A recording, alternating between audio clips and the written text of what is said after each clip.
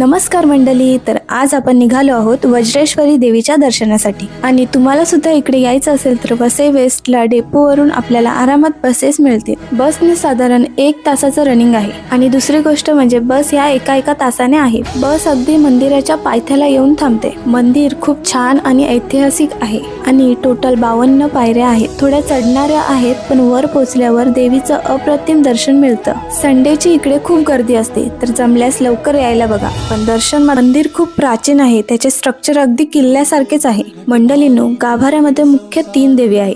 मध्यभागी वज्रेश्वरी देवी, डाव्या बाजूला रेणुका माता आणि उजव्या बाजूला कालिका माता अशा मुख्य 3 शक्तिरूप एकाच ठिकाणी विराजमान आहेत। खूपच पवित्र आणि पॉझिटिव्ह जागा आहे। मध्ये व्हिडिओ अलाउड नाही, पण तुम्हाला जर 3 शक्तिपीठ देवींचं दर्शन हवं असेल तर इकडे यावंच लागेल।